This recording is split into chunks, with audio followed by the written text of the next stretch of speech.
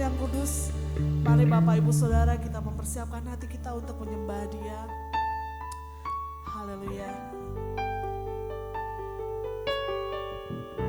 Bersyukur untuk cinta dan kasih-Mu dalam hidup kami Bapa. Penyertaan-Mu Tuhan selalu kami rasakan di sepanjang hidup kami. Terima kasih Bapa.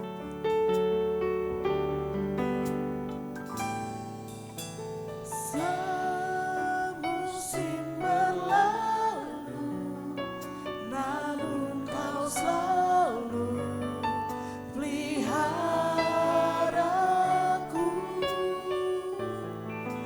Kasih dan setia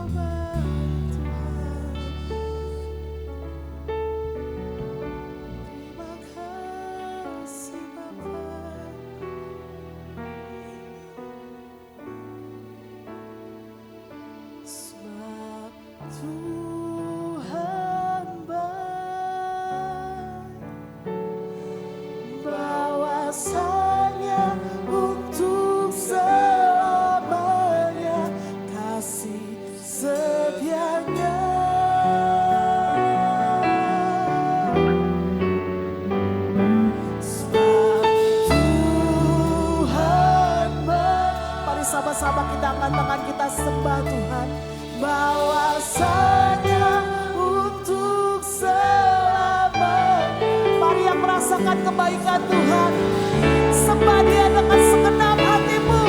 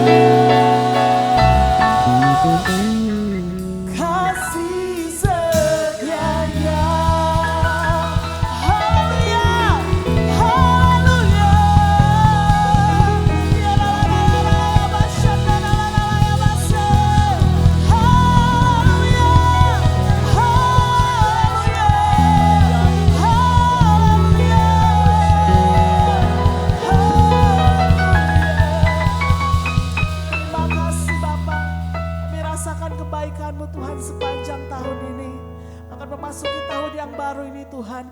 Terima kasih karena anugerah-Mu, terima kasih untuk penyertaan-Mu Tuhan. Kami ada bagaimana kami ada hari ini Tuhan, itu semua karena Engkau Tuhan, karena kebaikan-Mu, karena anugerah-Mu Tuhan yang tidak pernah habis dalam hidup kami. Karena itu Tuhan, pagi hari ini kami mau menghadap hadirat-Mu dengan hati yang penuh syukur Tuhan. Kami bersuka cita bersorak demi nama-Mu Tuhan. Terima kasih Bapa, terima kasih ya Allahku. Dan kami mau buka ibadah kami di dalam nama Tuhan Yesus. Haleluya, amin. Yes, siap memuji Tuhan saudara? Siap memuji Tuhan? Yeay, mari sama-sama kita tinggikan Tuhan. Sukacita dalam hadirat-Nya. Tuhanlah kekuatan, Dia gunung batu dan keselamatan.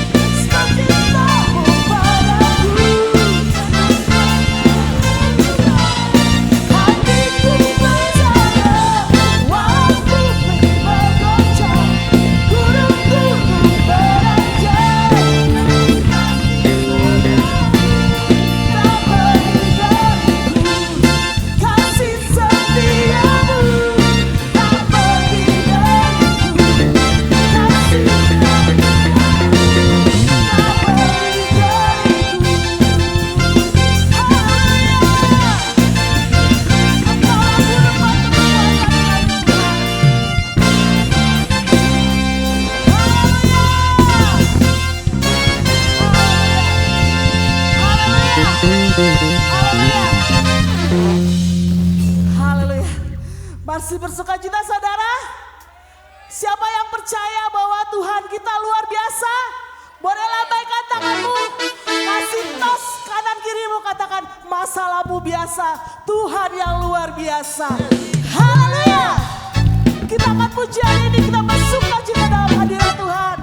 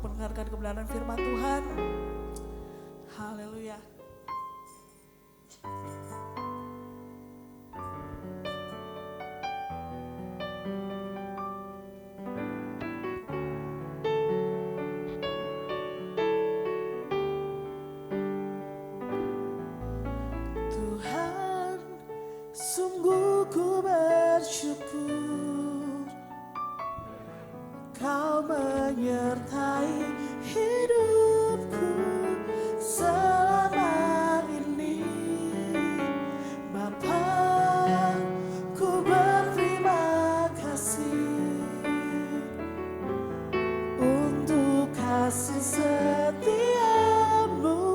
yang tak pernah berakhir. Aku ada hari ini karena Tuhan baik dan teramat baik bagiku. Semua yang ku alami bersamamu ku lewati, indahnya kasih Tuhan seperti pelangi. Sehabis hujan, sungguh kami bersyukur ya Bapa. Tuhan, sungguh ku bersyukur Kau menyertai hidupku selama ini. Bapa, ku berterima kasih untuk kasih setiamu yang tak pernah berakhir. Aku ada hari ini karena Tuhan baik dan teramat baik bagiku. Semua yang ku alami bersamamu ku lewati, indahnya kasih Tuhan seperti pelangi. Sehabis, saya mengundang Bapak Ibu, mari kita bangkit berdiri. Aku ada hari ini karena Tuhan baik dan teramat baik bagiku. Semua yang ku alami bersamamu ku lewati, indahnya kasih Tuhan seperti pelangi. Sekali lagi katakan, aku ada hari ini karena Tuhan baik dan teramat baik bagiku. Terima kasih Tuhan, semua yang ku alami sangat berharga.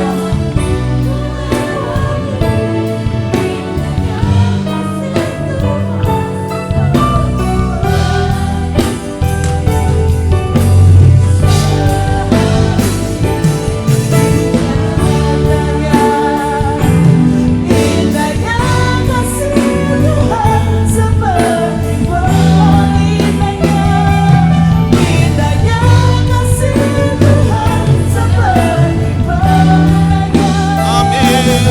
Indahnya kasih Tuhan seperti pelangi. Sehabis hujan. Haleluya, haleluya.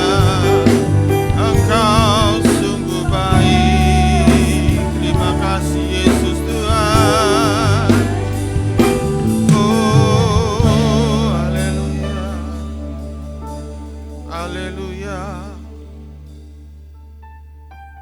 Besar kasih setiamu bagi kami Bapa. Kami ada hari ini itu bukti kebesaran-Mu. Kami hadir di tempat ini itu bukti kami sangat dikasihi oleh Tuhan. Terima kasih Tuhan Yesus yang baik. Terima kasih Bapa untuk kesempatan yang sangat berharga bagi kami Tuhan. Di pagi hari yang baik ini Tuhan sudah jadikan bagi kami boleh berkumpul bersekutu Tuhan. Memuji membesarkan nama-Mu. Terima kasih Tuhan Yesus. Terima kasih Bapa. Terima kasih Tuhan. Terima kasih Bapa. Engkau baik. Engkau sangat teramat baik. Bapa, saat ini kami mau duduk diam di bawah kaki-Mu. Kami mau mendengarkan apa isi hati-Mu Tuhan. Bapa, kiranya Engkau bicara kepada kami masing-masing. Setiap kami yang ada di tempat ini Tuhan, Kau bicara Tuhan. Kau lawati kami Tuhan. Kiranya urapan-Mu turun atas kami. Hikmat-Mu turun atas kami Bapa. Setiap kuasa kegelapan mencoba mengganggu pemberitaan firman Tuhan, kami patahkan, kami tolak, hancurkan dalam nama Yesus. Lawati kami semua tanpa terkecuali Tuhan. Bicaralah Tuhan.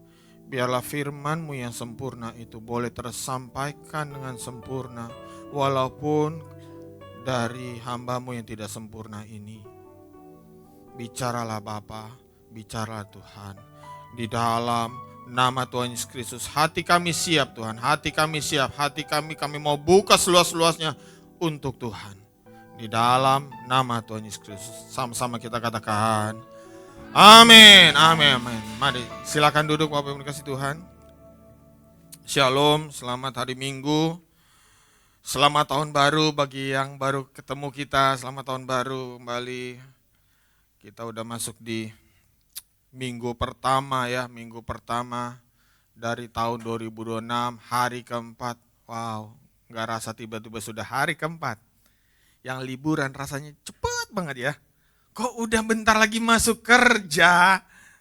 Yang sekolah juga gitu. Aduh, kayak kemarin tuh saya dengar, ya udah mau masuk sekolah. Itu anak-anak.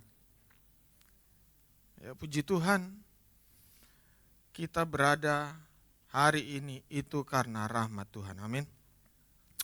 Bapak Ibu dikasih Tuhan, mari kita buka Alkitab kita. Kita buka Alkitab kita di dalam Matius 7 ayat 24 dan 25.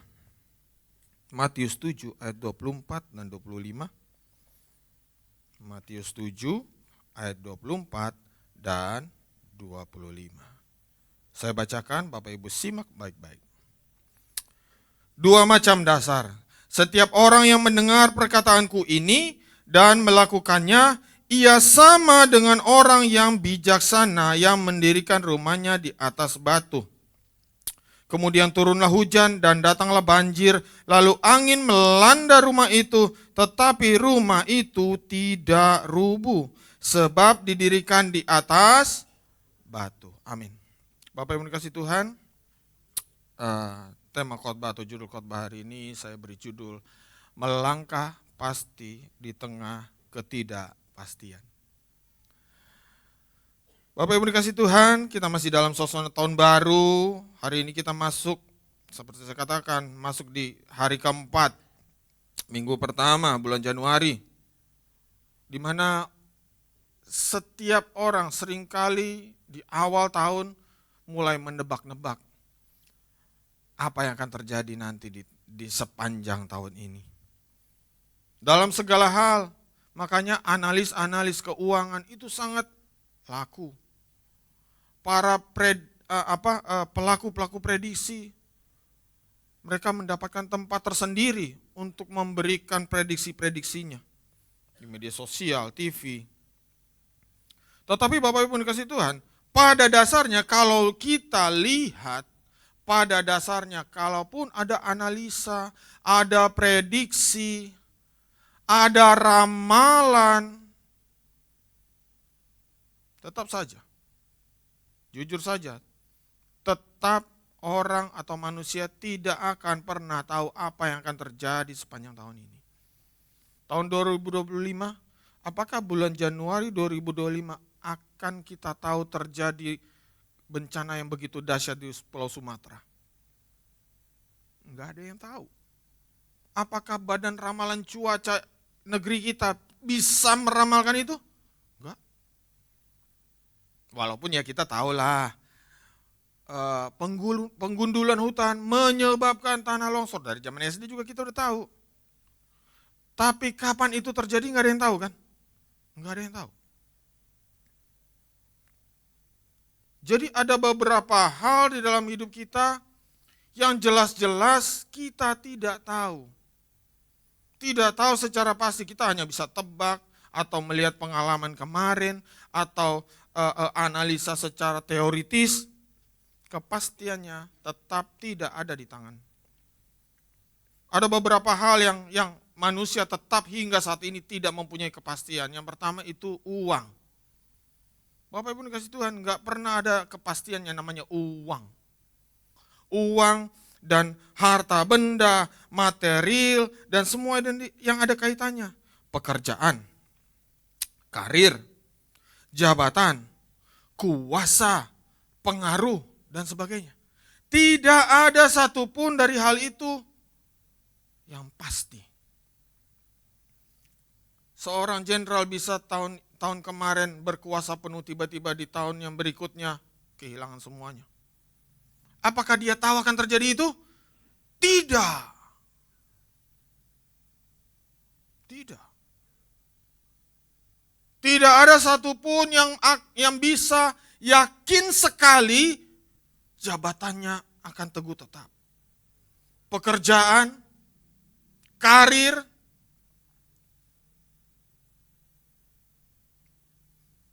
kalau kita lihat pesepak bola top, begitu topnya dia, tiba-tiba suatu saat hanya ditentukan satu pertandingan, lututnya cedera. Dan lututnya cedera parah. Dan akhirnya apa?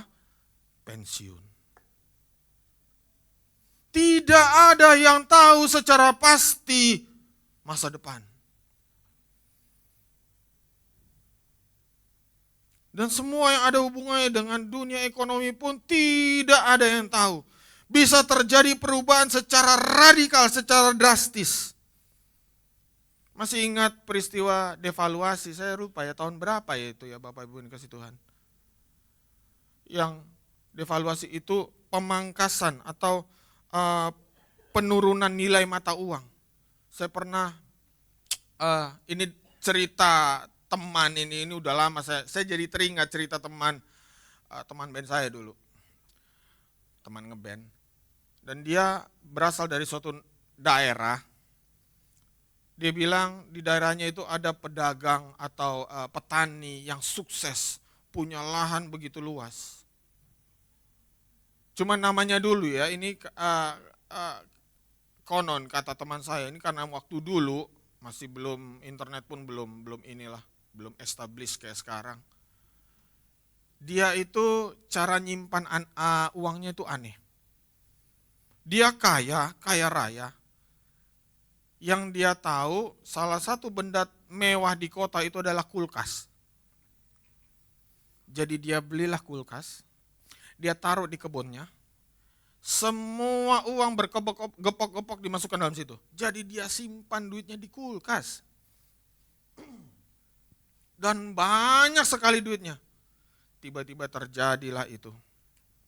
Pemangkasan nilai mata uang. Dan apa yang terjadi?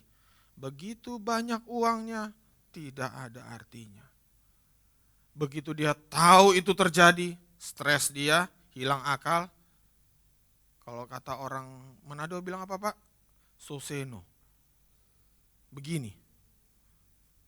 Langsung hilang kesadarannya. Karena begitu banyak uangnya, dalam sekejap tak bernilai. Sangat rapuh. Masih ingat krisis moneter? Bagaimana itu menggoncang negeri kita begitu dahsyat. Waktu itu kurs dolar kalau nggak salah menyentuh 17.000 ya kalau nggak salah ya. Atau 16.000 sekian. Dan benar-benar negeri kita tergoncang luar biasa. Apakah ada yang benar-benar tahu itu akan terjadi? Tidak. Semuanya hanya menebak, cap, cip, cup. Tidak ada yang tahu pasti. Dan hari itu banyak terjadi gejolak sosial di tengah masyarakat. Banyak kegoncangan demi kegoncangan terjadi.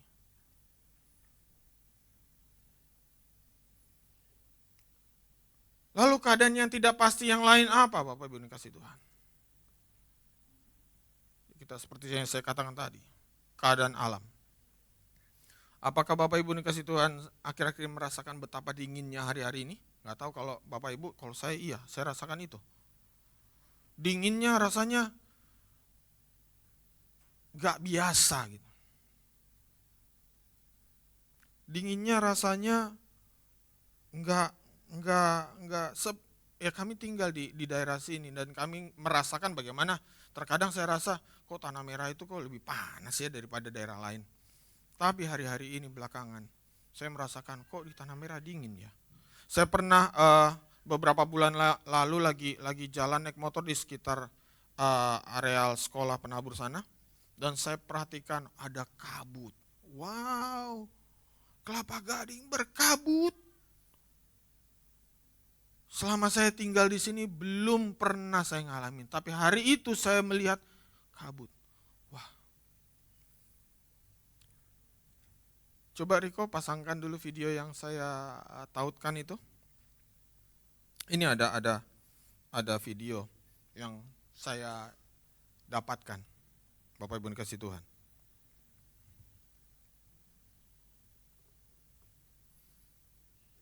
Siap?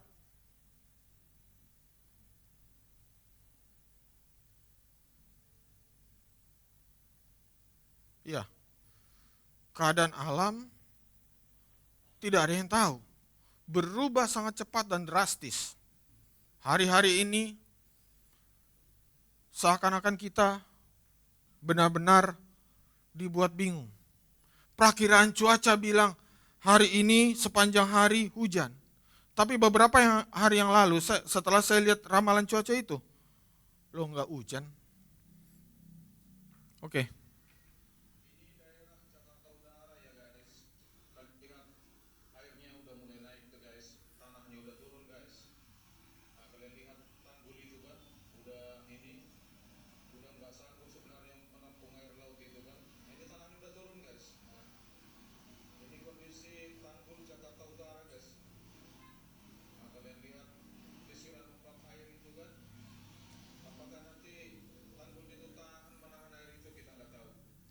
Oke.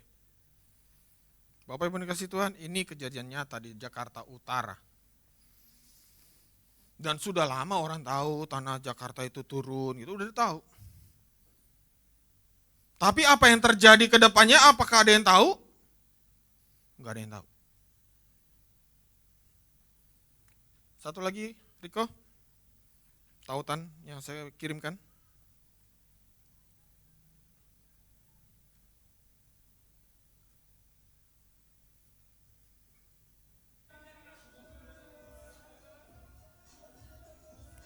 Ini sebuah resort ski di Switzerland Bapak Ibu, negara Switzerland, suatu negara yang sangat maju, sangat modern, sangat hebat. Dan baru kemarin, 2 hari yang lalu kalau salah, atau sehari yang lalu, ski resort ini terbakar. Maaf ya Bapak Ibu dikasih Tuhan, bukan meremehkan Indonesia, tetapi kalau di Indonesia terjadi kebakaran dan akibatnya fatal, mungkin saja ya wajar. Karena apa? Seringkali protokol keselamatan kurang diperhatikan. Seringkali. Tidak semua. Bapak Ibu dikasih Tuhan, ini negara maju. Ini negara kaya.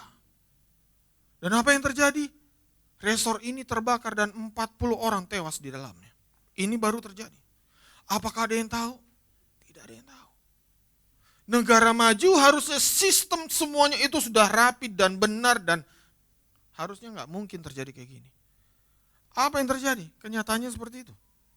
40 orang tewas.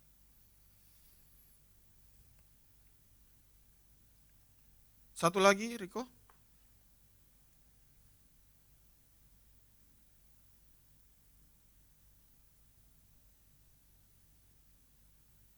Dan bagaimana ketika sekitar berapa ya? Ini 2006, 5, 4, 3, 2, 2022, 2021, 2022 kita ngalami yang namanya COVID-19. Apakah ada yang nyangka kita ngadapin hal itu? Enggak. Tahun 2026 saya dapatkan ada berita seperti ini.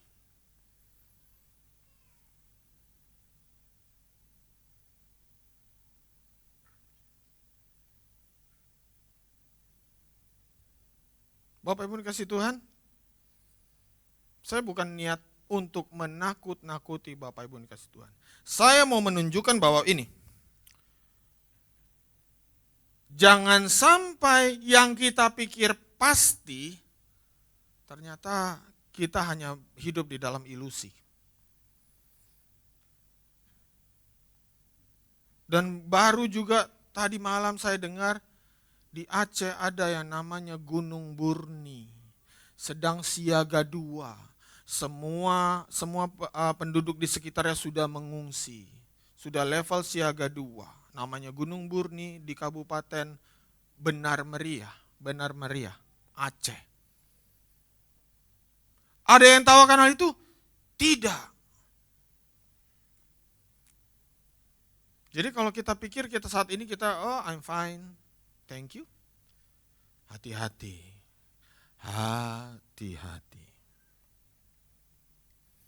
Kemudian yang ketiga, keadaan dunia, Bapak Ibu dikasih Tuhan. Keadaan politik, ekonomi, pertahanan, dan keamanan dunia secara kenyataannya itu sangat liquid. Sangat mudah terjadi sesuatu. Sedikit saja terjadi perubahan yang drastis. Riko, masih ada video satu lagi?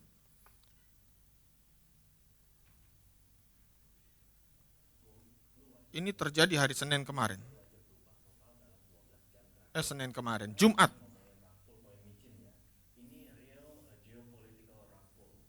Presiden Venezuela Nicolas Maduro resmi dijemput paksa sama Paman Sam. Dan timingnya gila banget. Coba lu bayangin skenario ini. Jumat malam jam setengah 11 Maduro lagi chill, ngopi-ngopi ganteng sama delegasi pejabat Cina di istananya. Deal bisnis, ngomongin dunia multipolar, aman jaya. Cuma berselang 3 jam setelah tamu China pulang, boom, jam 1 pagi airstrike dimulai. Jam 2 pagi Trump tweet konfirmasi serangan, dan jam 4 pagi Maduro sama istrinya udah di Borgol, OTW ke New York pakai pesawat militer US. Ini bukan invasi biasa ya, ini operasi decapitation. Trump bilang zero death di pihak Amerika. Operasi senyap sat-set kelar. Alasannya narkoterorisme. Jaksa di New York udah nungguin mereka dengan dakwaan penyelundupan narkoba level kartel. Nah, pertanyaannya buat dompet kita, Senin besok market bakal gimana? Yang pertama tentu oil. Venezuela itu negara minyak. Jangka pendek, harga minyak pasti volatil parah karena panik semua. Yang kedua, defense stocks. Saham-saham kontraktor militer kayak Lockheed Martin, wah ini sih dividen party buat mereka. Trump put is back. Ketiga, kripto. Bitcoin sempat dip ya, di bawah 90k pas berita keluar. Kenapa? Karena market benci ketidakpastian. Tapi ingat, bisa jadi ini juga narasi safe haven. Ini lagi dites ya. Kalau perang makin panas, biasanya orang lari ke emas dan dolar dulu, baru lirik Bitcoin. Jadi hati-hati sama leverage. Jangan FOMO long sebelum lihat open market Senin. Yang paling awkward siapa? China sama Rusia. Bayangin temen lu baru aja lu kunjungin, paginya udah di penjara di New York. Ini sinyal keras kalau memang US nggak main-main di halaman belakangnya sendiri. Intinya Senin bakal berdarah atau malah pam gila-gilaan tergantung respon global. Siapin cash, pantau chart, dan jangan lupa stop loss. Dunia makin gila, komen di bawah ya. Menurut lo Senin Bitcoin pump atau down? See you on the next candle. Ciao. Bapak Ibu dengar pendapatnya tadi. Market tidak suka ketidakpastian. Tapi suka nggak suka kehidupan ini penuh dengan ketidakpastian. Bayangkan, baru beberapa jam yang lalu, hari Jumat, merayakan tahun baru, party-party, tiba-tiba boom, Amerika datang, jemput seorang presiden. Bapak Ibu kasih Tuhan, presiden. Bukan RT, bukan RW, presiden. Dan ketika Amerika lakukan itu, apa yang terjadi? Pengaruhnya benar-benar membuat orang terguncang. Bapak Ibu dikasih Tuhan, kalau kita mengandalkan hal seperti itu, keadaan dunia, yang begitu rapuh. Kemudian yang keempat, sikap dan sifat manusia. Bapak Ibu dikasih Tuhan, firman Tuhan katakan jangan pernah mengandalkan manusia. Kenapa? Karena yang namanya mengandalkan manusia pasti kecewa. Pasti kecewa. Bapak Ibu dikasih Tuhan, orang senyum sama kita, belum tentu hatinya memang tersenyum juga sama kita. Loh ya iya. Siapa yang pernah mengalaminya itu? Tuhan kita sendiri. Ketika Yesus mau ditangkap, apa yang dilakukan Yudas? Dia cium Yesus. Jangan pernah mengandalkan yang namanya backingan manusia. Itu sangat rapuh. Seperti yang saya katakan. Hari ini kita punya backingan jenderal mungkin. Tapi hari esok belum tentu dia masih jenderal. Rapuh sekali. Sangat tidak pasti. Bilangan 23 ayat 19, Allah bukanlah manusia sehingga ia berdusta. Allah bukan manusia sehingga dia berdusta. Karena apa? Manusia sering berdusta. Senyum manis di depan, hatinya penuh angkara murka. Berdusta. Jangan pernah kita menaruhkan harapan kita, kepastian kita kepada manusia. Karena manusia pasti mengecewakan. Ekspektasi kita. Yang kelima, ajal manusia. Kita tahu kematian itu pasti, Bapak Ibu dikasih Tuhan. Tapi ajal manusia siapa yang tahu? Kemarin sebelum menyambut tahun baru sekitar hari Sabtu Jumat sampai Jumat Sabtu, ya sekitar Jumat dan Sabtu itu kan kita lagi memang kita tahun baru hari Kamis kan ya, pergantian tahun hari Kamis ya. Jumat Sabtu itu Instagram saya kok kompak ada 3 orang meninggal. Dan saya dengar dari Opung Gembala, ada saudara juga meninggal. Saya dengar di tempat lain, ada yang tahu ajal menjemput? Enggak ada yang tahu. Makanya sering saya katakan, semenit ke depan juga kita nggak tahu kalau kita akan mati. Kita nggak tahu akan dipanggil Tuhan. Makanya Bapak Ibu dikasih Tuhan, kalau tenang-tenang dengan hidup kita tanpa mau bertobat, hidup kita rasanya, aku nggak akan kenapa-napa. Dan ini juga salah satu nasihat buat anak-anak muda. Yang merasa bahwa hidupnya itu tidak akan kenapa-napa. Pernah saya katakan kan, saya ceritakan waktu saya khotbah, waktu berkunjung ke makam almarhum Opung Doli. Ada yang umur 3 tahun, ada yang umur seumur saya, ada yang umur bahkan 105 tahun. Ajal tidak ada yang tahu. Tidak pasti kita tahu kapan kita akan dipanggil Tuhan. Bahkan orang yang divonis pun bahwa hidupnya tinggal sekian periode, sekian waktu. Kalau Tuhan izinkan, dia masih akan tetap hidup. Lalu apa yang pasti? Apa yang pasti? Yang pertama, jaminan kehidupan setelah kematian. Saya pernah sampaikan juga, top survei untuk orang-orang untuk mencari tahu apa yang paling ditakutkan dalam kehidupan ini. Nomor 1 apa top survei? Takut mati. Yang kedua takut miskin.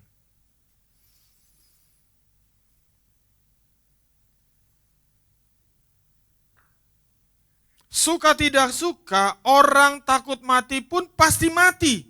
Benar? Orang yang mengalami mati suri pun, dia hidup kembali, mati juga.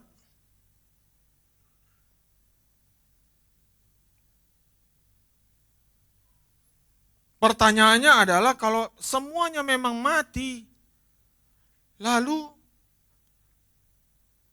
apa yang ditakutkan?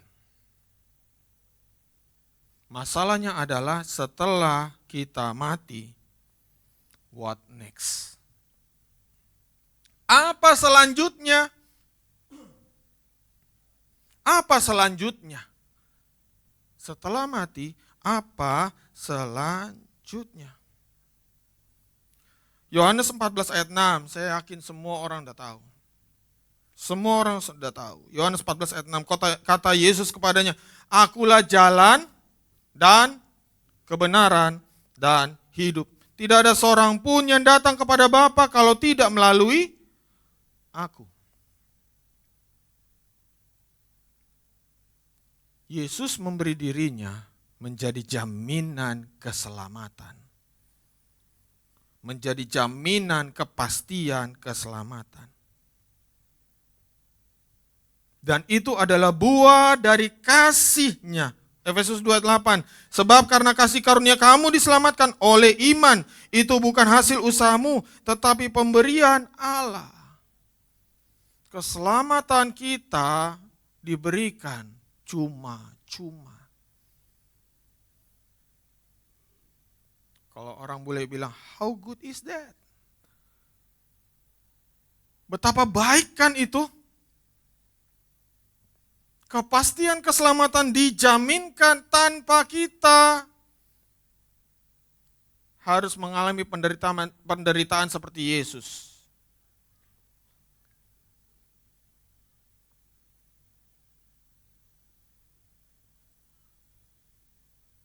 Dan ketika mengalami kematian, di Yohanes 5 ayat 21 katakan begini, sebab sama seperti Bapa membangkitkan orang-orang mati dan menghidupkannya, demikian juga Anak menghidupkan barang siapa yang dikehendakinya. Yesus akan membangkitkan orang yang dikehendakinya. Jadi kira-kira yang penting apa? Kehendak Tuhan Yesus kan kalau kayak gitu.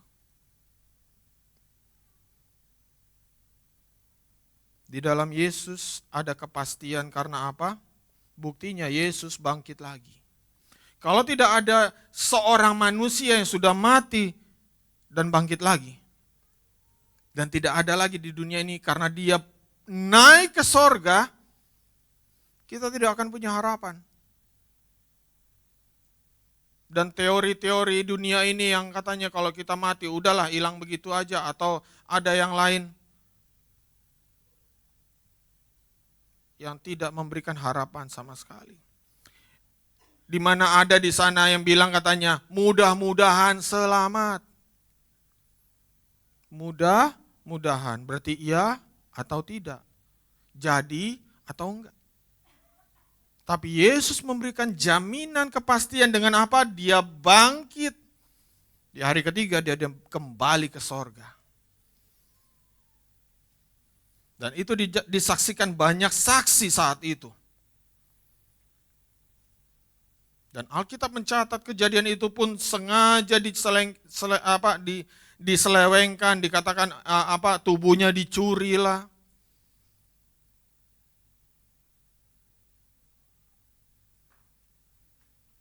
Puji Tuhan, Alkitab tetap tidak bergeming apapun yang dikatakan orang. Amin.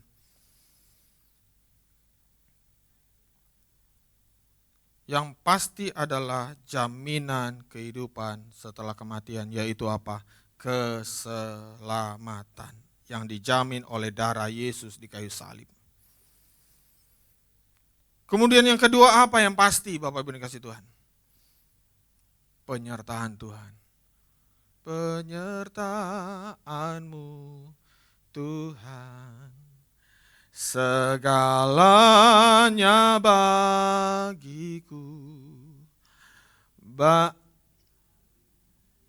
di hidupku, terutama bagiku. Penyertaan Tuhan, janji Tuhan menyertai orang-orang yang tekun mencari Tuhan. Yesaya 41 ayat 10 dan 13 katakan begini, janganlah takut, sebab aku menyertai engkau. Janganlah bimbang, sebab aku ini Allahmu.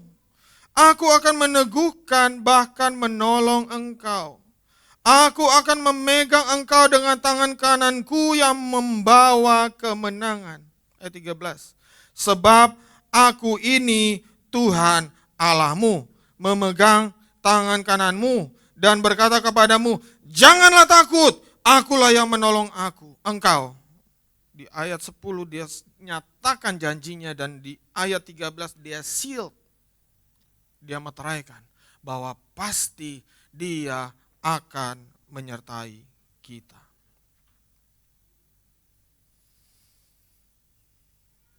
Pasti menyertai. Dan saya sendiri secara pribadi merasakan penyertaan Tuhan di 2025. Siapa yang menyangka, bahkan saya pun sangat tidak pernah membayangkan saya harus menjalani operasi bypass. Tidak ada yang tahu. Banyak orang bilang katakan operasi ini sangat beresiko. Operasi ini 50-50, kalau nggak hidup mati. Nggak ada setengah-setengah. Tapi Tuhan izinkan saya mengalami hal itu untuk lihat penyertaan Tuhan. Sehingga membuat suatu pengalaman yang spesial dengan Tuhan. Bagaimana Tuhan menyertai kami sebagai keluarga.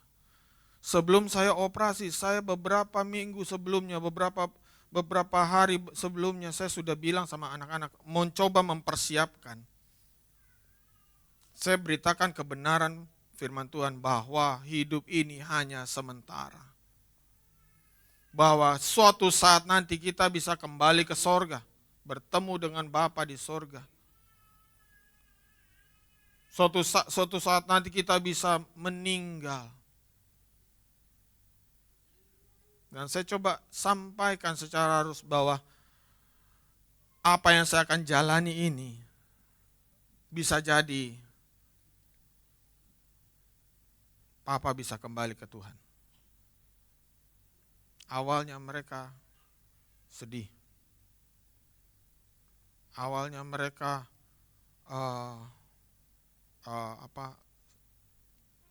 sepertinya belum bisa menerima seutuhnya. Tapi sekian hari saya coba jelaskan lagi. Akhirnya mereka bisa mengerti. Dan memang Tuhan menyertai saya. Saya boleh melalui operasi di sebuah rumah sakit yang tidak saya bayangkan sebelumnya. Dari segi biaya saja, setelah kami suami istri mengkalkulasikan dan survei cari ke Malaysia, Brunei, se-Asia Tenggara, yang saya dapatkan kemarin adalah yang paling murah, pelayanannya paling bagus, dan kualitas tindakannya kualitas terbaru. Kalau kami berdua bayangkan itu dan renungkan, wow, kok bisa? Kok bisa? Kami hanya ingat satu kata Tuhan Yesus, kata firman Tuhan, Immanuel. Allah beserta kita. Dan saya rasakan penyertaan Tuhan. Waktu setelah operasi saluran bypass itu kan ada dua tempat. Kalau operasi jantung koroner, kalau enggak ambil saluran pembuluh darah dari kaki, ambil dari tangan. Saya pernah tanya, dokter, kenapa diambilnya saluran darah untuk saya ambilnya di tangan? Jadi ada bekas parut operasi di sini, sekian panjang. Dokter bilang kalau yang di kaki itu lebih lentur, kalau yang di tangan lebih kuat, katanya begitu. Ya saya sebagai pasien nurut aja. Tapi setelah saya renung-renungkan, saya mengucap syukur, karena apa? saya lebih mudah melihat tanda penyertaan Tuhan di tangan saya. Saya lagi bengong, lagi duduk, saya lihat tangan saya ingat Tuhan menyertai saya. Kalau di kaki kan ketutup celana ya, susah ngeliat gitu, susah. Tapi kalau di tangan, penyertaan Tuhan nyata dalam kehidupan saya.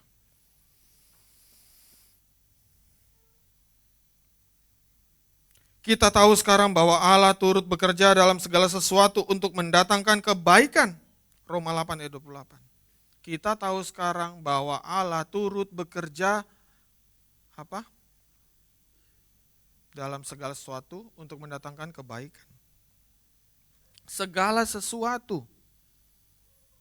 Berarti kalau misalnya saya diizinkan untuk operasi yang semua orang hindari, Tuhan mau bekerja di situ. Saya tidak tahu apa yang sedang digumulkan oleh Bapak Ibu dikasih Tuhan saat ini. Tapi kalau Bapak Ibu dikasih Tuhan diizinkan bergumul untuk hal sesuatu itu, lihatlah bahwa Allah turut bekerja dalam segala sesuatu. Untuk apa? Mendatangkan kebaikan. Mendatangkan kebaikan. Bagi mereka yang mengasihi Dia. Ingat itu, bagi mereka yang mengasihi Dia. Yaitu apa? Yaitu bagi mereka yang terpanggil. Sesuai dengan rencana Allah. Bapak Ibu dikasih Tuhan, kalau hari-hari ini Bapak Ibu dikasih Tuhan mendengar panggilan Tuhan, ayo lebih sungguh-sungguh lagi. Ayo berikan hidupmu untuk Tuhan lebih full lagi. Ayo rajin berdoa. Ayo rajin datang ke gereja. Jangan-jangan itu Tuhan sedang memanggil kita. Supaya apa? Supaya kita bisa lihat bagaimana Tuhan itu menyertai kita. Bagaimana Tuhan bekerja dengan luar biasa dalam kehidupan kita. Tanpa kita meresponi panggilan Allah, tanpa kita mau mendatangi panggilan Tuhan itu, hidup kita akan dipenuhi dengan apa? Penggerutuan, keluh kesah, dengan kata mengapa, dan mengapa. Tidak ada ujung pangkalnya. Hidup menjadi berantakan, hati juga tidak ada damai sejahtera.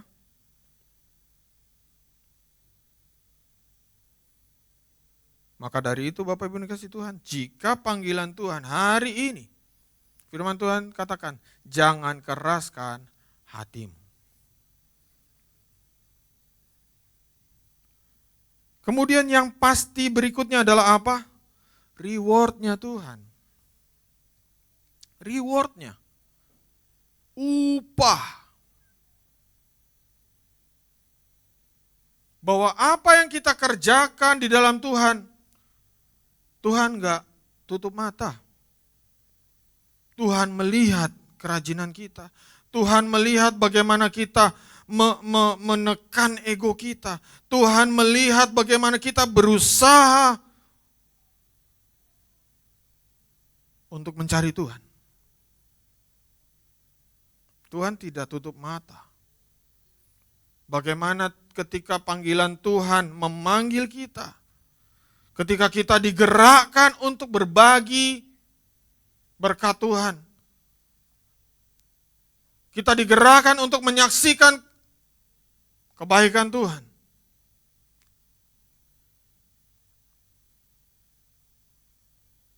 Ada upah Bapak Ibu kasih Tuhan.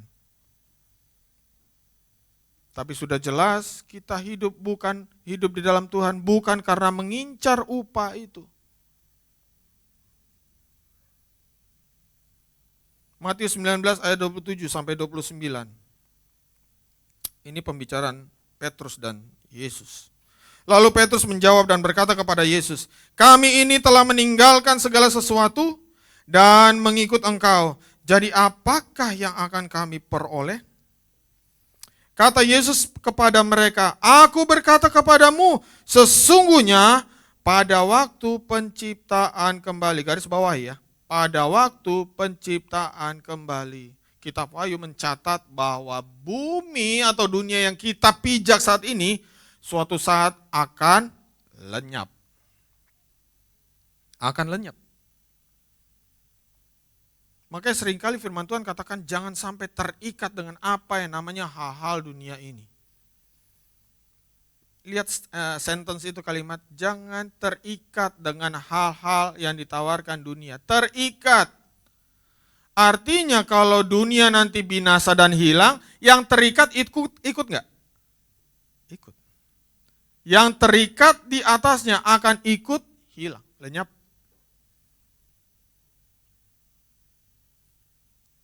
Apabila anak manusia bersemayam di tahta kemuliaannya, kamu, garis bawah lagi nih, kamu yang telah mengikut aku. Yesus pernah katakan, sangkal diri, pikul salib, dan ikutlah aku. Kamu yang telah mengikut aku. Artinya apa berarti? Pengikut Kristus yang sudah menyangkal dirinya. Tidak menganggap dirinya harus diutamakan terus. Tidak menganggap dirinya lebih berharga dari orang lain. Tidak menganggap kepentingannya nomor satu.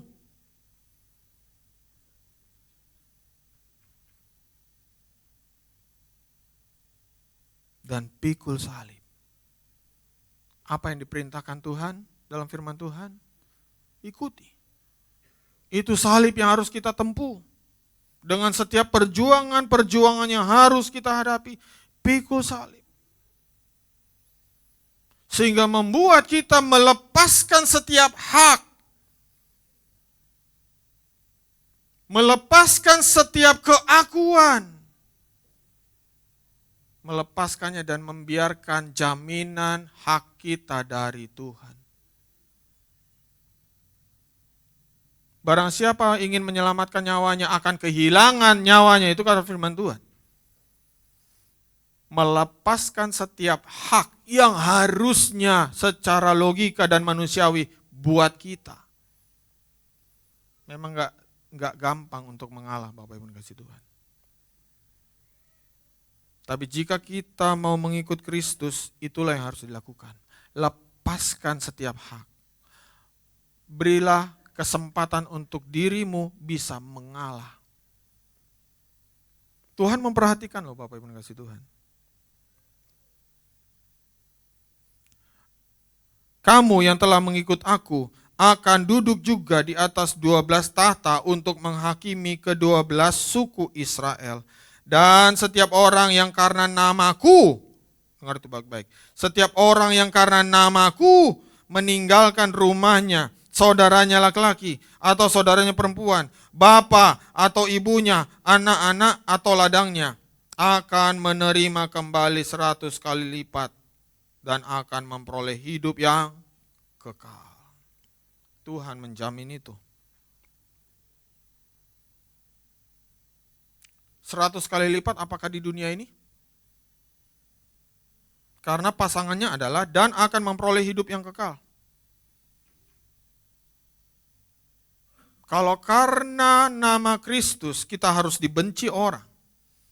Kalau karena kesaksian. Kalau karena pelayanan kita di dalam Kristus orang jadi membenci kita.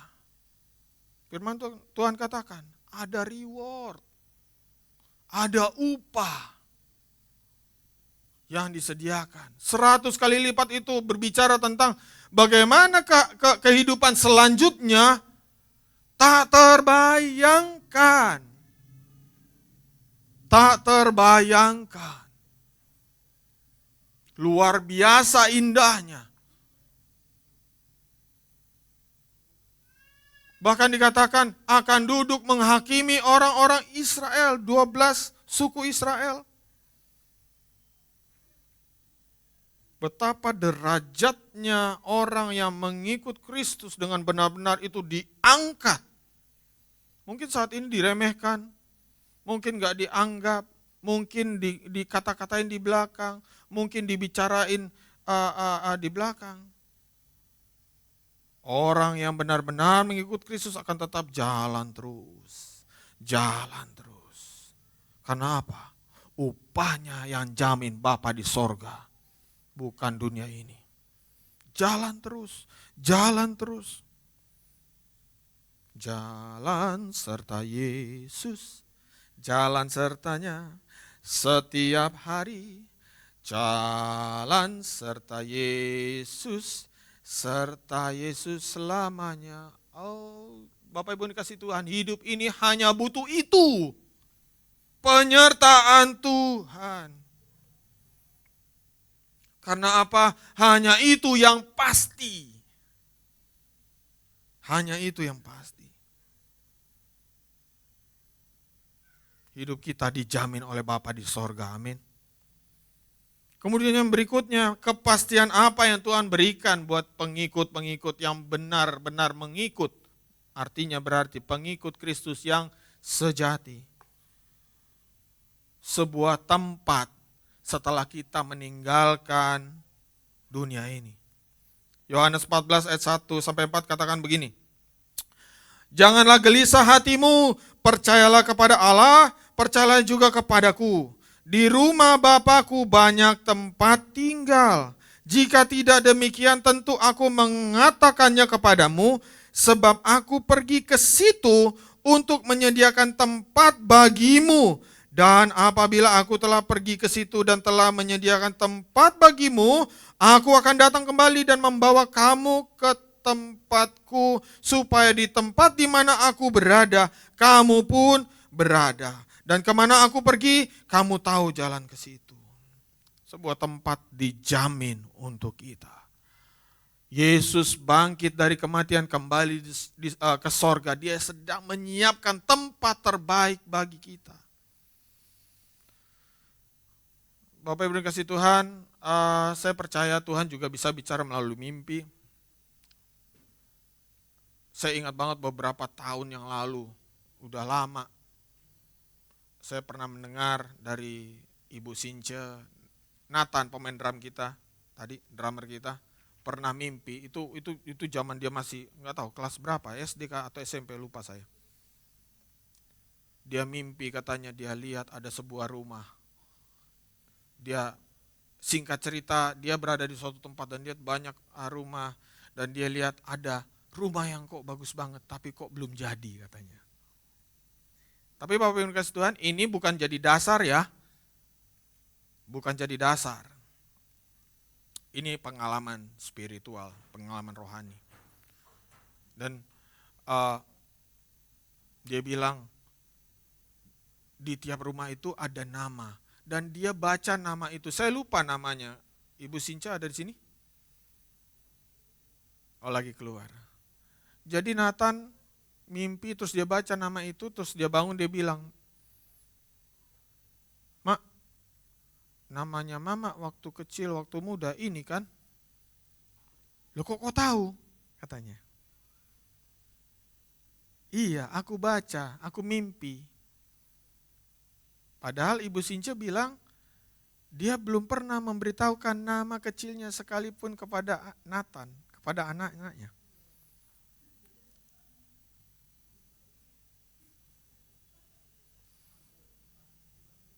Nathan lihat katanya rumah Bu Sinco bagus, tapi belum selesai katanya. Itu beberapa tahun yang lalu ya. Ini bukan dasar, ini pengalaman rohani yang harus diuji kembali. Kata firman Tuhan kan, ujilah segala sesuatu dan ambillah yang baik.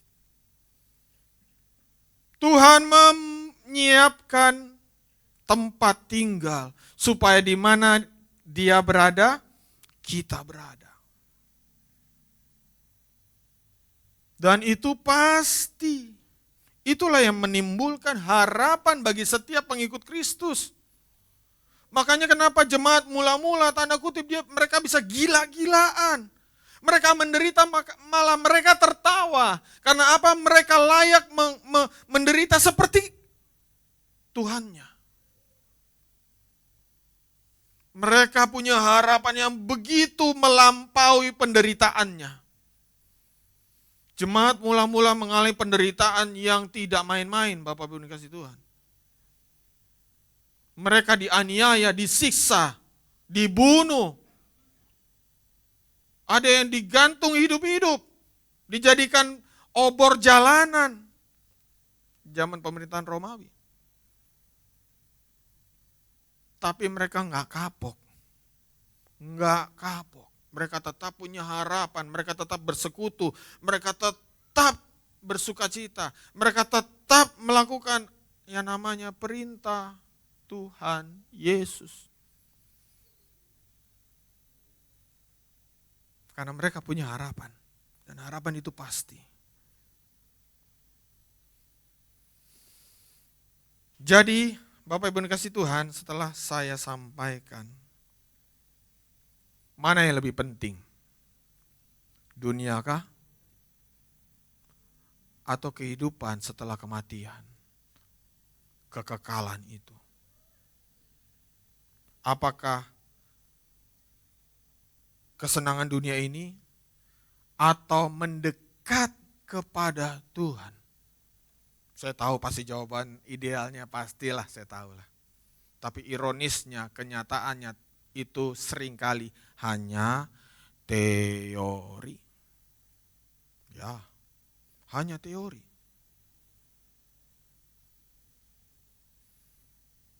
Kalau kita sudah menetapkan apa yang paling penting dalam kehidupan ini, sudah seharusnya kita memberikan sebuah porsi utama untuk mencari Tuhan lebih dalam lagi.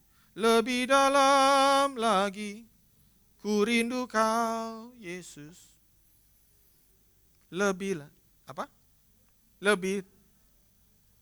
dari segala yang ada. Lebih dalam lagi, ku cinta Kau Yesus. Ku mengasihimu. Itu harusnya pernyataan kita. Pernyataan hidup kita. Dan yang harusnya sesuai dengan realnya.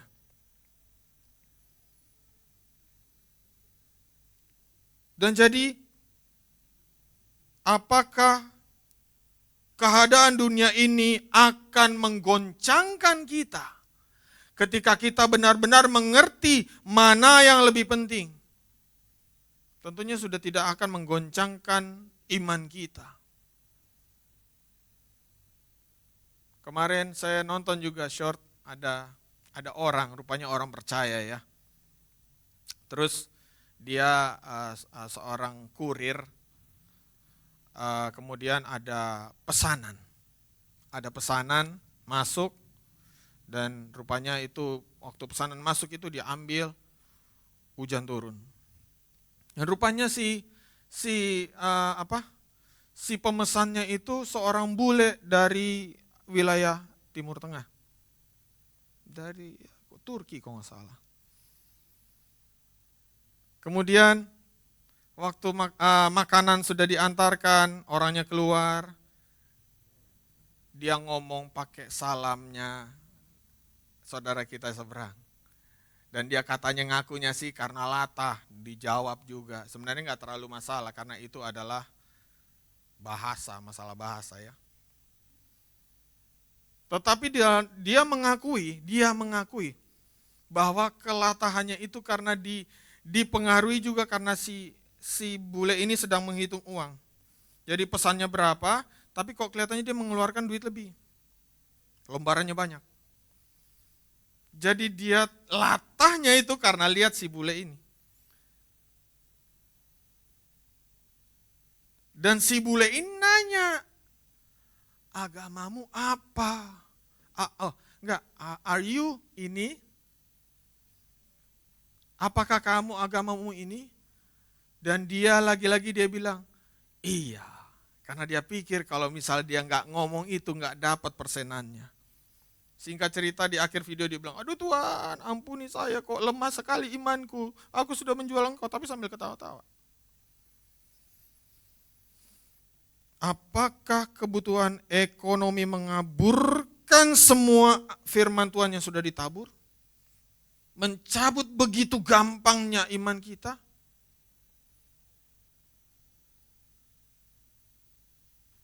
Kita harus renungkan itu dalam benak kita baik-baik. Apakah memang benar sorga lebih penting dari dunia?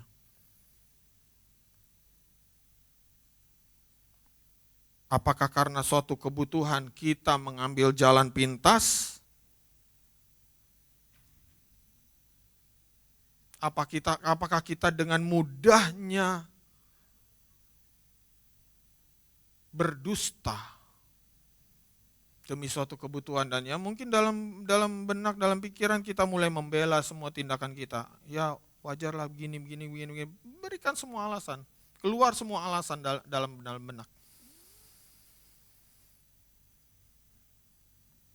Dan apakah kalau memang sorga lebih penting dari dunia ini, ketika dihadapkan suatu pilihan-pilihan di dalam hidup kita? Saya yakin setiap kehidupan kita kita akan menghadapi pilihan-pilihan yang tidak mudah juga untuk diambil. Apakah kalau memang sorga itu penting bagi kita, tetapi ketika kita saat mengambil suatu pilihan, kita tidak tanya Tuhan. Jalan aja, yang penting berdoa, Tuhan berkati. Ya maaf kata, Tuhan jadi seperti tukang tempel. Tuhan, saya mau lakukan ini. Setuju ya Tuhan? Berkat ya Tuhan? Tempel. Apakah hal seperti itu yang mencerminkan bahwa kita menganggap sorga lebih penting daripada dunia ini? Atau kalau kita menganggap sorga lebih penting dari dunia ini, dalam hal mamon yang tidak jujur. Lukas 16 ayat 13 menegaskan, bukan hanya menyatakan, menegaskan seorang hamba tidak dapat mengabdi kepada dua tuan, karena jika demikian ia akan membenci yang seorang dan mengasihi yang lain, atau ia akan setia kepada yang seorang dan tidak mengindahkan yang lain. Kamu tidak dapat mengabdi kepada Allah dan kepada mamon. Ini Tuhan Yesus sendiri yang menyatakan. Bagaimana kita memegang uang itu mencerminkan siapa yang lebih penting? Sorgakah atau dunia? Kita jawab sendiri masing-masing karena kita yang lebih tahu diri kita. Kemudian kalau kita katakan sorga lebih penting, mana yang lebih penting? Ketika kita dikecewakan orang, memuaskan kekecewaan hati atau melepaskan pengampunan? Kalau sorga buat kita lebih penting, kita tahu mana yang harus kita pilih. Tapi nggak adil Tuhan, dia jahat sama saya Tuhan, dia menzolimi saya Tuhan. Tuhan katakan ampuni maka engkau akan diampuni. Kalau kita melihat orang lain berdosa, hati-hati, kita juga berdosa. Kita tidak lepas dalam tindakan dosa. Jadi ketika kita harus melepaskan pengampunan, pilihlah memberikan pengampunan. Dan ketika ada rasa amarah di dalam hati, pilihan selalu diberikan dalam hidup kita. Sepersekian detik kita harus mengambil keputusan mana yang lebih penting. Damai sejahtera yang Tuhan sudah berikan dalam hati kita, atau amarah yang harus kita luapkan.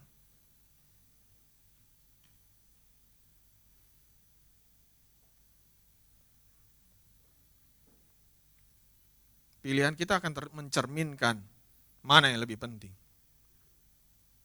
Kemudian yang terakhir, sudahkah kita melakukan amanat agung? Kalau kita merasa bahwa sorga yang lebih penting, ada tugas yang Tuhan berikan bagi kita pengikut Kristus. Sudahkah kita menjadi saksi, baik secara perkataan, perbuatan, tingkah laku, tindakan? Oh, aku nggak ngerti untuk memberitakan firman Tuhan. Belajar. Belajar Bapak Ibu yang dikasihi Tuhan. Kalau tidak tahu, bisa tahu. Kalau tidak mau tahu, tidak ada obatnya. Tidak tahu, ada obatnya. Tidak mau tahu, no hope. Sudahkah kita melakukan amanat agung Matius 28 ayat 19, 20. Karena itu pergilah, jadikan semua bangsa apa? Muridku, murid Kristus. Dan baptislah mereka dalam nama Bapa, Anak, dan Roh Kudus. Dan ajarlah mereka melakukan segala sesuatu yang telah kuperintahkan kepadamu. Dan ketahuilah, lagi-lagi janji Tuhan yang pasti, Aku menyertai kamu senantiasa sampai kepada akhir zaman. Jika sorga menurut kita lebih penting dari dunia ini, maka kita sudah sewajibnya melakukan amanat agung ini. Lukas 9 ayat 25 katakan begini. Apa gunanya seorang memperoleh seluruh dunia tetapi ia membinasakan atau merugikan dirinya sendiri? Apa gunanya? Apa gunanya kita dapat semuanya kalau pada akhirnya kita binasa? Tidak ada gunanya. Tidak ada gunanya. Maka dari itu Bapak Ibu dikasihi Tuhan, dari ayat dasar kita di atas, dasar kehidupan kita harus dibangun di atas dasar yang teguh, berujung kekekalan. Jangan sampai kita membangun dasar hidup kita di atas dasar yang rapuh, seperti yang tadi, yang tidak pasti. Berapa banyak orang terpukul ketika zaman Krismon. Terpukul semuanya. Dan akhirnya memilih mengakhiri diri karena nggak kuat. Waktu COVID-19 kemarin, betapa pukulan yang berat bagi setiap dunia usaha. Banyak sekali yang tumbang. Tapi Bapak Ibu dikasihi Tuhan, kalau Bapak Ibu dikasihi Tuhan hari ini hadir, itu salah satu bukti penyertaan Tuhan, amin. Yang pernah kena COVID siapa? Saya tahu Bang Mangasi pernah hampir mati. Saya juga kena COVID sekeluarga. Tapi saya pernah dengar tadi kemarin ibu-ibu yang di sini, saya lupa tante siapa itu, dia kena COVID 3 kali dan dia survive.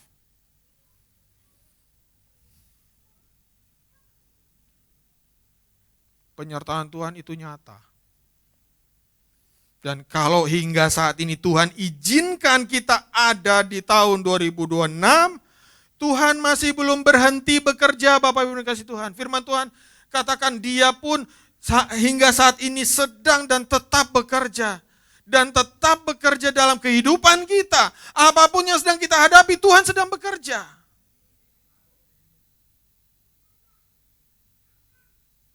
Tinggal kita juga, bagian kita gimana? Meresponi panggilan Tuhan. Meresponi apa yang Tuhan inginkan dalam kehidupan kita. Lepaskan setiap ikatan-ikatan dunia ini, Bapak Ibu dikasihi Tuhan. Jika kita mau terikat di sorga. Amin. Jika kita mau menuju kekekalan, lepaskan ikatan dunia ini. Lepaskan semuanya. Paulus mengatakan semua masalah ini dianggapnya sampah. Dan dia fokus berlari-lari menuju upah kekal itu. Paulus katakan, aku sudah menyelesaikan pertandingan dengan baik hari ini. Pesan hari ini salah satunya adalah bertandinglah dengan baik. Jadikan tujuan akhir kita yaitu kekekalan adalah hal yang paling penting. Jadikan itu sebagai dasar kehidupan kita. Jangan dasar yang rapuh. Yang hari ini hari berikutnya tidak tahu jadi apa. Lepaskan itu. Saya bukan bicara tentang kita jangan punya planning ke masa depan, jangan bekerja dengan giat. Oh no, harusnya kalau kita menganggap kekekalan itu penting, bahkan tugas kita harusnya terselesaikan dengan sempurna. Karena firman Tuhan katakan, kerjakan semuanya seperti untuk Tuhan. Justru semakin menyala-nyala mengerjakan segala sesuatu, tugas kita sebagai karyawan, tugas kita sebagai apapun itu di marketplace, kita lakukan dengan sebaik-baiknya seperti untuk Tuhan.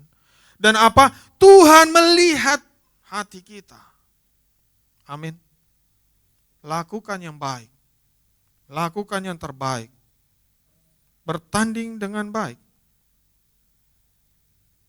Memang menjalani setiap apa yang harus kita lakukan sesuai dengan firman Tuhan tidak akan semudah itu di tengah dunia ini. Karena firman Tuhan katakan apa? Masuklah melalui pintu yang sesak. Matius 7 ayat 13. Matius 7 ayat 13. Matius 7 ayat 13. Masuklah melalui pintu yang sesak itu. Karena lebarlah pintu dan luaslah jalan yang menuju kepada kebinasaan. Dan banyak orang yang masuk melaluinya. Karena sesaklah pintu dan sempitlah jalan yang menuju kepada kehidupan. Dan sedikit orang yang mendapatinya. Sedikit loh Bapak Ibu dikasih Tuhan, sedikit. Apakah kita termasuk dari bilangan sedikit itu? Kita tidak tahu. Tapi yang kita tahu, kita harus hidup di dalam dasar yang sejati, yaitu Yesus Kristus. Karena apa? Kehidupan kita dijamin olehnya. Amin. Apapun yang kita hadapi, kesusahan apapun yang kita harus alami, Tuhan beserta kita. Dan Tuhan memberikan kekuatan. Dia memberikan selalu damai sejahtera. Suatu tanda yang pasti ketika Tuhan hadir adalah adanya damai sejahtera. Ada sukacita.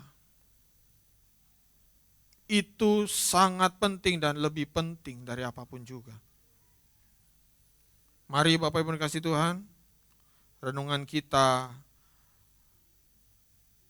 di minggu pertama tahun ini, saya mau ajak Bapak Ibu dikasih Tuhan buka Mazmur 91. Mungkin agak panjang ayatnya, tapi saya mau kita benar meresapi ayat ini. Mazmur 91 ayat 1 sampai 16. Bapak Ibu dikasih Tuhan, simak di Alkitab masing-masing, kata per kata, dan renungkan dan jadikan itu bagian dalam kehidupan. Mazmur 91 ayat 1.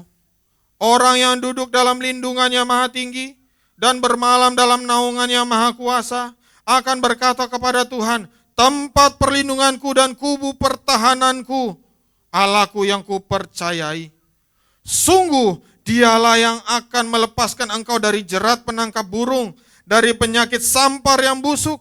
Dengan kepaknya ia akan menudungi engkau, di bawah sayapnya engkau akan berlindung.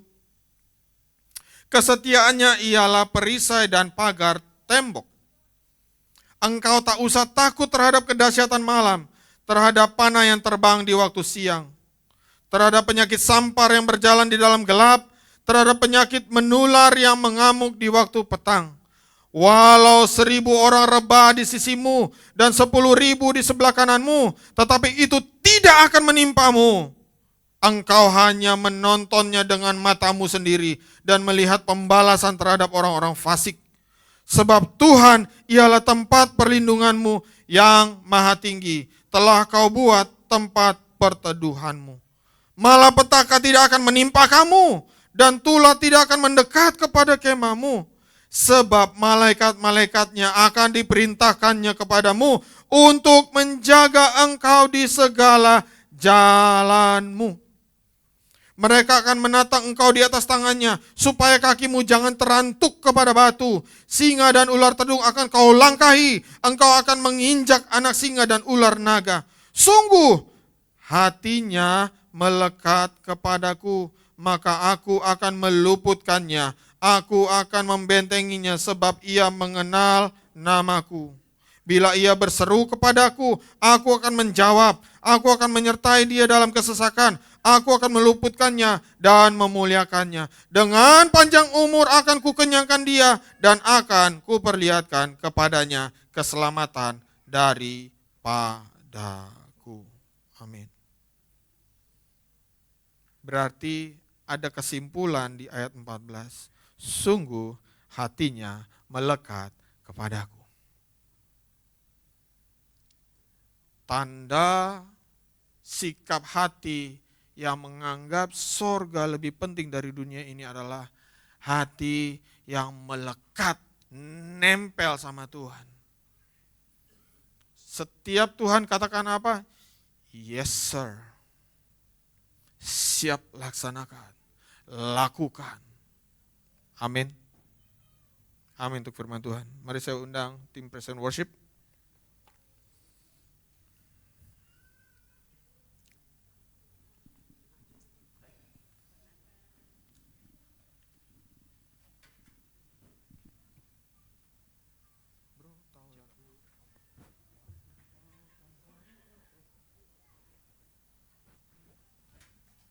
Saya jemput bangkit berdiri Bapak Ibu dikasih Tuhan.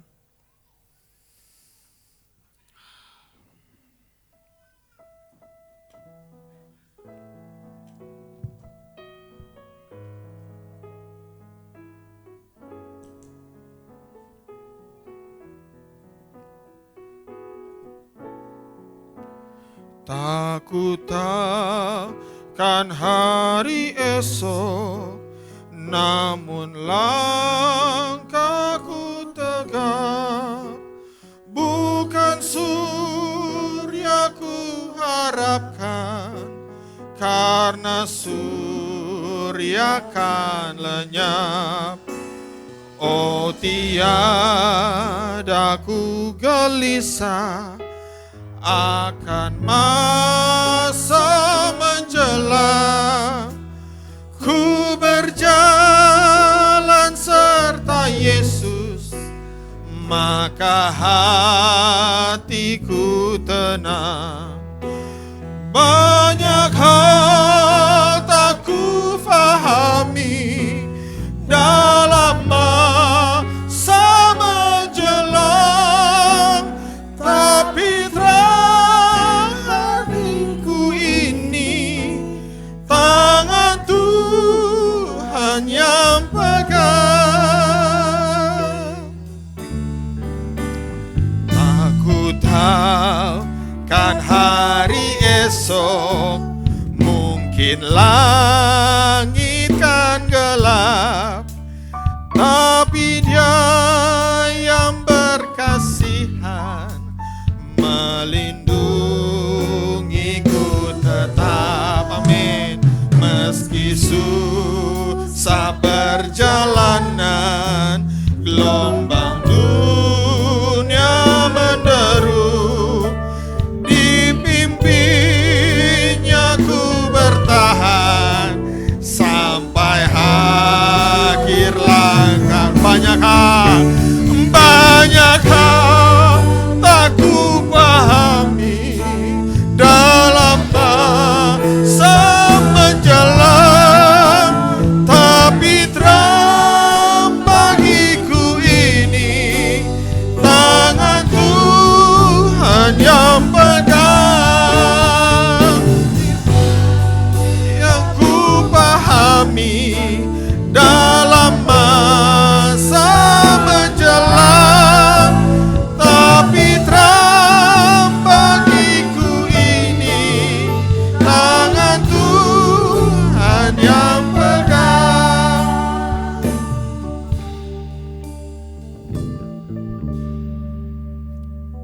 Chorus dari lagu ini berkata, banyak hal tak ku fahami. Banyak hal gak bisa dipahami, Bapak Ibu kasih Tuhan. Dan kita tidak dituntut untuk bisa faham. Karena yang paling faham hanya Tuhan. Jika kita ingin lebih mengerti apa arti hidup ini, carilah Tuhan, maka Dia akan mau ditemui. Carilah dahulu kerajaan sorga dan segala kebenarannya, maka apa? Semuanya akan ditambahkan kepadamu. Tuhan paling penting, Bapak Ibu dikasih Tuhan. Tuhan paling penting. Maka dari itu cerminkan itu dalam kehidupan kita. Gak lagi malas-malas berdoa. Gak lagi menjauhkan dari pertemuan ibadah. Justru ketika kita banyak pergumulan, justru harusnya kita melakukan tindakan yang ekstrim. Lebih lagi cari Tuhan, lebih lagi datang kepada Tuhan. Amin. Banyak tak ku fahami dalam masa menjelang, tapi terang bagiku ini tangan Tuhan yang pegang. Banyak hal tak ku pahami dalam masa menjelang, tapi terang bagiku ini tangan Tuhan yang tegar. Tapi terang bagiku ini tangan Tuhan yang pegang.